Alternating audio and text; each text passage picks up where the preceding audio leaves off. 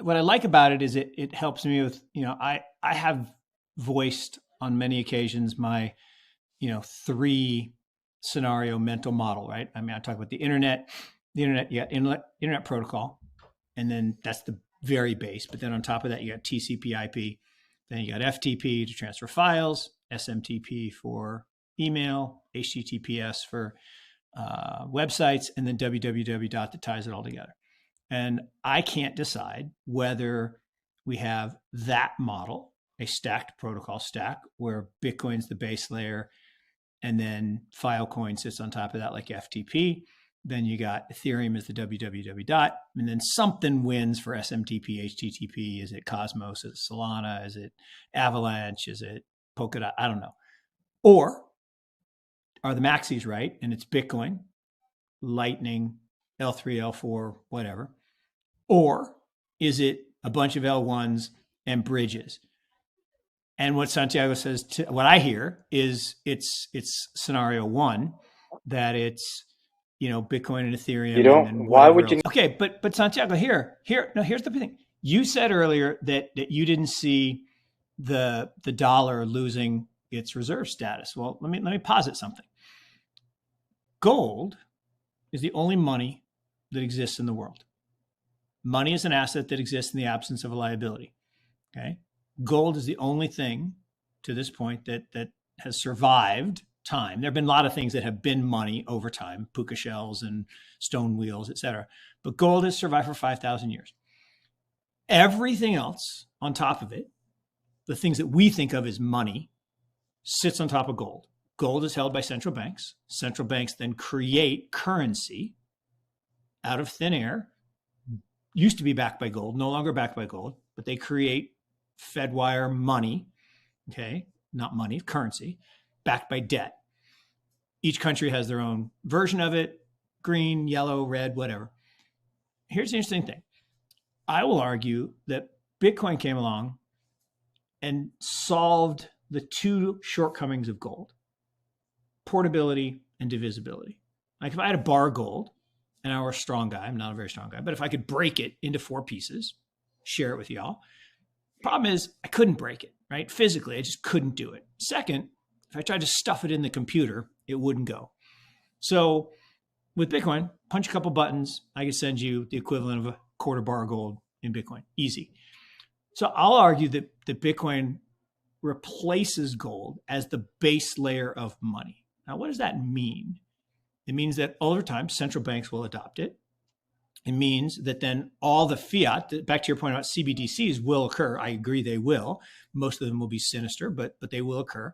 And they will sit on top in the fiat layer above the base layer.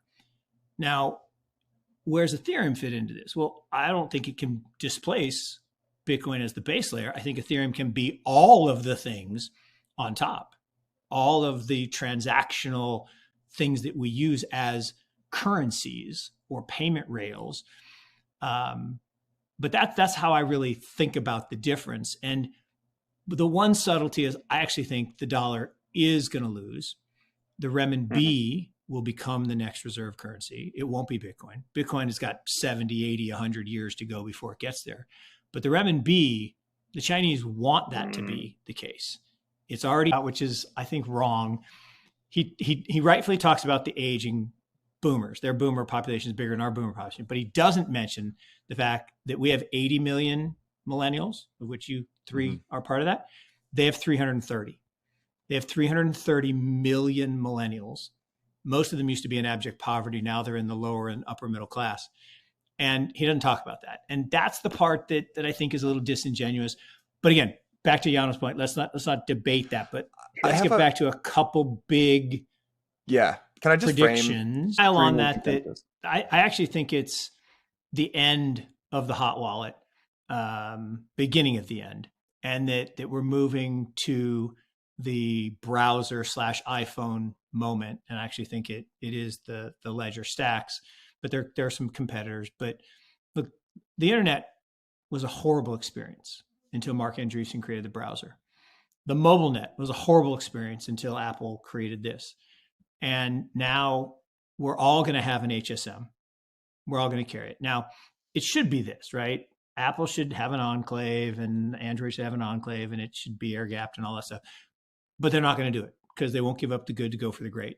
So it's going to be a new entry. And I do think the wallet moment, but I think hard wallet rather than hot wallet is the big trend that we're all as it is as when it raised money privately last round in 2018. It's got 5 times as many users. It's got, almost 10 times as much revenue, even though revenue. Yeah, I think U.S. regulated. Completely agree. And it's everything, right? Literally your identity, your reputation status will live inside the wallet. And I think the big thing is this idea that NFT is not a monkey JPEG, right? It's kind of what it got labeled as, is this, it's a collectible or digital art. NFT is simply a line item on a ledger, and it is a way to own everything. So it's digital property rights, and it's going to eventually be everything, right? Every asset, every stock, every bond, every currency, every commodity, every piece of art, every piece of real estate, every collectible car, every medical record, right? I mean, the idea that today that we don't control our own medical record is just insane, right? Why do these 2 big behemoth companies that don't talk to each other? And I tell the story that my mom almost died because of they couldn't get her medical record because the one system wouldn't talk to the other. It's just ridiculous, right? And now there's even a more scary thing. That is a prediction I will make, is that privacy coins, privacy tokens, privacy protocols are going to make a big move, and they'll move out of the shadows. Like I used to joke, or I may not joke. I used to laugh when the government types said, crypto is only used by terrorists and money launderers. I had no idea they had inside information and that they were the large money launderers. So yes, it was. But now these privacy coins, privacy tokens, I think will have much more important use cases, because at the end of the day, I love the fact that I can transact T-instant anywhere globally, borderless, fine. But the idea that someone can then go into my wallet and look, or into my entry and see everything I own, like this company we invested in, actually, they do data analysis on chain. They went to the Gary V VCon, as a big event. He had 24,000 people go to this thing, and they all had to buy an NFT to get in.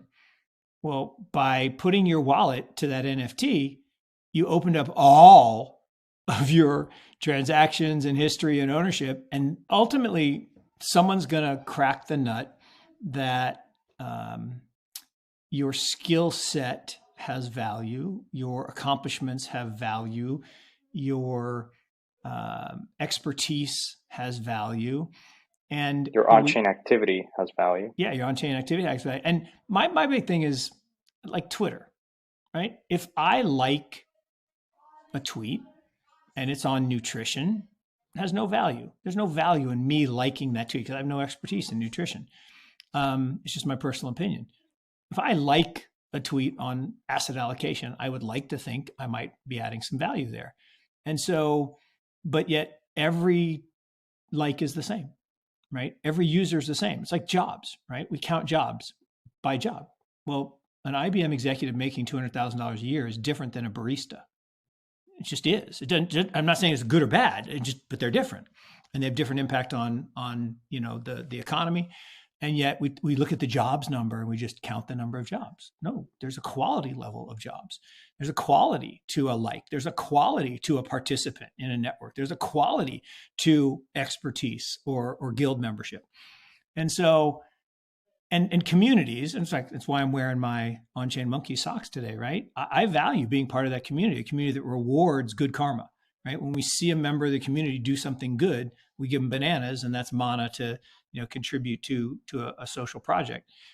It's a small little thing, but these communities, these guilds, these associations, and that intermingling of our physical life and our digital life is, right? It's why we're all here. It's the excitement of the digital age and this.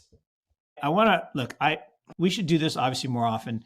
I want to thank Blockworks for the privilege of doing this for the past year. This is the best hour plus of my week. I say every week. I'm really grateful that Mike and I have had the platform, and Yano for you and Mike to give me that privilege. I admire what you guys are building. I love this community. I love the fact that people give up time every Saturday to listen to us and drink their coffee.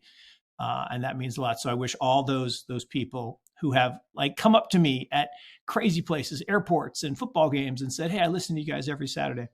I wish them all happy holidays and all the best for the new year.